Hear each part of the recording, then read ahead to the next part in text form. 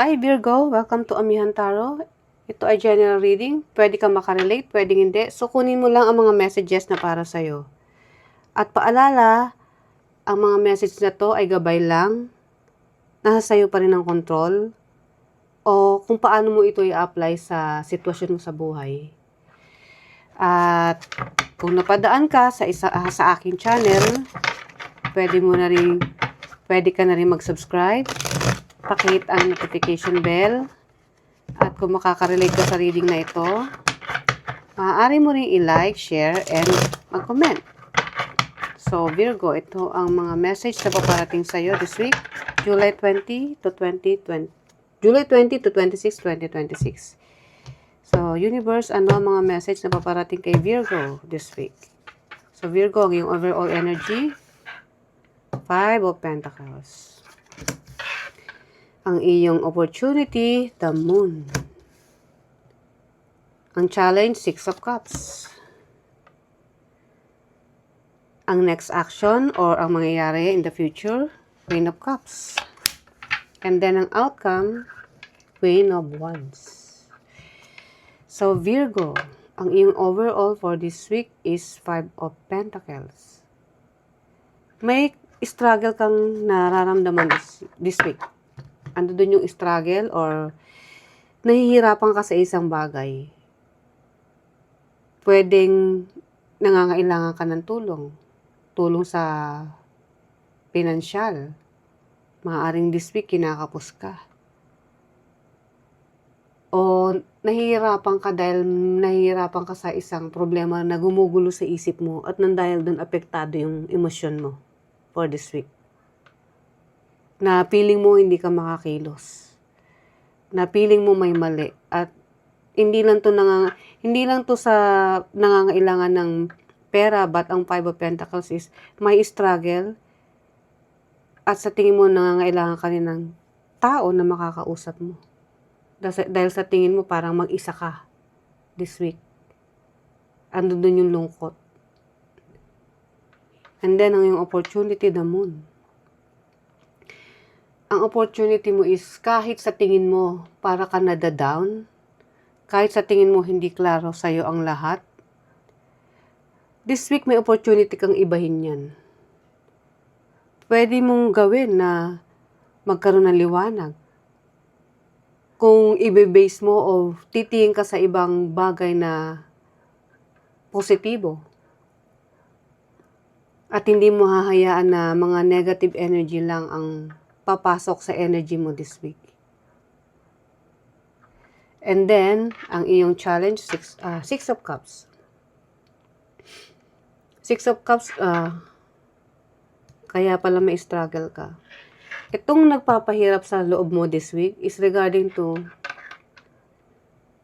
mga pangyayari in the past. Maaaring may nanakit sa puso mo. Maaaring may nangako, pero hanggang pangako lang pala. Nag-expect ka ng give and take, equal give and take, pero wala naman pala. So, dahil doon, yun yung challenge mo kung paano mo mapapanatiling positibo with this week, nitong linggo na to. Kaya may struggle sa emosyon mo. Yun yung nakikita ko. And then, ang yung next action or mangyayari in the future, Queen of Cups. Love. Self-love. Mahalin mo raw ang sarili mo, Virgo. Kung sa tingin mo down ka ngayon, masakit ang puso mo, konektado ang emosyon, pwede rin physical to ha, kasi di ba pag stress ka, nagkakaroon ng apektado ang physical eh. Kasi once na ang cortisol mo tumataas, ang stress tumataas din. So nagiging apektado lahat, emosyon, mood, yung katawan mo, kaya may struggle. At dahil yan sa mga nangyari in the past or sa past person mo. So, in the future, ang mangyayari dito is magkakaroon ka ng realization, maiisip mo na kailangan mong move forward at hindi magpa-apekto sa ganitong energy. Kasi may opportunity kang baguhin yan ni lahat. at mahalin ang sarili mo para kung ano man yung gusto mong maumpisahan mo, whether panibagong relationship o panibagong career or opportunity na ibibigay sa'yo ng may kapal. Kasi 'di ba pag ang tao wala sa mood, apektado rin yung yung physical na anyo mo. Kumbaga kahit maganda ka pa o malakas ang appeal, maalaga, kung marami nagpapa-stress sa'yo, damay yan. Pero sa nakikita ko rito, ang next action mo is aalagaan mo yung sarili mo. I-improve mo. Hindi mo hahayaang para kang basahan na iniwanan. Gusto mo ipakita kung sino man itong nanakit sa'yo is magkakaroon ka ng level up o magkakaroon ka ng improvement sa sarili mo. And then, ang outcome is Queen of Wands. Kasasabi ko lang, improvement. Queen of Wands is isang babaeng o isang taong charismatic, malakas ang dating, confident, at independent. So kung ano man to na nangyayari sa'yo this week, magbabago lahat yan. Magiging kabaligtaran in the future. So, let's clarify, Virgo. So, Virgo, anong message na paparating sa'yo this week? Five of Pentacles. Clarify natin yan. Two of Wands. Oo. Hirap na hirap ka. Struggle. Gusto mo mag-move on. Magpanibago ng mag-move forward. Iwanan kung ano yung nakakasakit sa'yo kasi nag-i-struggle ka eh. Pero naghihintay ka pa rin ng tamang timing o ng tamang panahon. Kasi parang ang bigat ng katawan, ang bigat ng hindi ka makakilos ng matino, ng maayos. Kaya parang nakakapit ka lang. Hindi ka makahakbang. Hindi mo maumpisahan o hindi ka makakilos ng maayos. So yun yung energy mo ngayon, medyo mabigat. So tingnan natin ang iyong opportunity, the moon. Alam mo Virgo, habang binabasa ko tong baraha mo, ramdam ko yung bigat ng dibdib. Ewan ko kung bakit. So, parang nafe-feel ko itong reading mo. Clarify natin. Eight of Cups. See? Ang bigat, diba? Eight of Cups is moving away. Ending. Sadness. Aalisan mo kung ano man yang nagpahirap sa'yo o nanakit sa'yo. May opportunity ka. Since itong opportunity mo, sa ngayon, hindi klaro sa'yo, yes. Pero sabi ko nga, since opportunity mo yan, makikita mo na magkakaroon ka ng liwanag. Magkakaroon ka ng realization na ito hindi na healthy sa akin. That's it, tama na. Sawan-sawa na ako sa ganitong energy. Yan yung nakikita ko sa'yo. Kaya yung bigat, nararamdaman ko eh. Pero may kakayanan ka. Kaya nga sabi ko, opportunity mong makaalis. Mag-move forward, mag-move on, at makalimot kung sino man yan. Which is maganda. Kasi kung sa ngayon nakakala mo this week, di ka makakaligtas dyan. No. Makakaalis ka dyan. Higit sa inaakala mo, hindi magtatagal. Kasi in the immediate future, eto ka na, ibang Virgo na. Sabi nga nila, Virgo 2.0. And then, ang Six of Cups, ang iyong challenge, the High Priestess. See?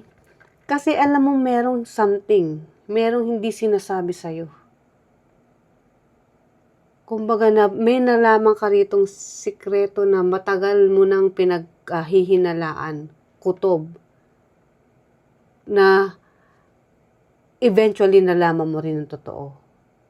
Kung sino man tong tao na nanakit sa emosyon mo, sa puso mo. Naging maliwanag na sa'yo kung bakit. I don't know kung ano yung nakita mo, pero naliwanagan ka at nang dahil doon nagising ka. Dahil sa mga intuition na meron ka. Malakas yung kutob mo eh. Virgo is very analytical. Hindi lang analytical, pero ang intuition, pag yan ang kutob, 100%. Hindi ko sinasabing always pero kadalasan. Yung mga hinala mo dito is tama. Pero dahil sa nanakit nga sa'yo, hanggang ngayon nananahimik ka deep inside, pero ang sakit sa loob. Masakit. But then, in the future, nag-iba. O see, hindi ko pa na pero 10 of Cups. Happiness. Sabi ko sa'yo kung sa ngayon di ka makabangon sa tingin mo, magbabago yan. Kaya nga ito, si Queen of Cups, after mong makasurvive o mag-improve physically, mentally, emotionally, ang ganda ng magiging resulta. Kasi nagkaroon ka ng self-love So, nag-reflect sa sarili mo, naging blooming ka uli. Kung ano yung dating ikaw na maayos, charismatic, babalik. Dahil sa pag-aalaga mo, kumbaga nagising ka, in-improve mo uli yung sarili mo. At nang dahil doon, eto na si happiness. Magkakaroon ka ng stability when it comes sa emotion. Pwede itong meron kang makakasama, whether friends, or may darating sa buhay mo. Kasi in the future, may makakasama ka rito So talaga makakalimutan mo nga to, may maiiwanan. Yes, may naiwanan ka, which is yung sadness. But in the future, andirito na yung pagbangon. Opposite ng sadness, kumbaga, is happiness na. Kaligayahan. Pagkatapos ng dilim, eto na yung liwanag. Diba? Which is magbibigay din ng harmony sa'yo, Virgo. So, maganda. Yan yung mga susunod na mangyayari sa'yo in the future. So, i-clarify natin si Queen of Wands. Na-clarify kay Page of Wands. Okay. So, ngayon maliwanag na. Itong si Page of Wands is ka-energy ni Queen of Wands na panibagong panimula. Kung itong si in the future may sinasabi ko nga may makakasama ka. Ito si Page of Wands na sa umpisa is actually makikilala mo to in the future. Dan dahil sa magkikita kayo and then dahil nga sabi ko sa iyo improve ka Ewan ko lang kung sa mga makikita to, whether sa trabaho o sa kakilala mo. But sa unang pagkikita pa lang, andun yung iba na yung chemistry na mangyayari. At itong si Page of Wands is, hindi siya ganun ka-agresibo, kasi nga page Ito yung panimula. Pero, passionate na tao to. Yung emotion nyo sa isa't isa is parehas ng energy. Pero since page nga lang, nandun pa lang yung getting to know na stage sa inyong dalawa. So, kung magkakaroon niya ng improvement or level up, sabi nga nila, is nasa sa'yo na yun, Virgo. Kung paano ka makikipag-deal dito kay Page of Wands. Which is, nakikita ko nga in the future, makikilala mo. Kung sa energy lang, parehas kayo. Maybe, parehas kayong galing sa isang sitwasyon na hindi maganda, and then, si universe gumawa ng alam mo naman ng universe, pag yan ang gumawa ng solusyon o desisyon, walang imposible. So, maybe nakatakdang may mag-end and then, in the future may mangyayaring maganda dahil may makikilala ka na magpapabago sa'yo at magbibigay ng panibagong inspirasyon sa'yo. Wow, Virgo. Ang ganda. So, ano ang message ni universe? Hey, Virgo? The Chariot, the Star, wow, and then 10 of Wands. 10 of Wands is completion ng pabigat sa nararamdaman mo. So, kung sino man tong nanakit sa puso mo, nag-cause siya talaga yan ng pagkapagod. Napagod ka na, yung puso mo napagod na, yung emosyon mo napagod na, hanggang isinorender mo na lang sa universe. And then the star is healing. Nang dahil sa taong ito, magkakaroon ka ng healing. At yun yung direksyon na pupuntahan mo, which is the Chariot. So, napakaganda, Virgo. After healing, natanggal ang burden, nabigat nang galing dito, and then move forward sa taong ito na magbibigay ng inspirasyon sa'yo. Wow! Ang ganda, Virgo. So, ano ang oracle card or oracle message para sa'yo?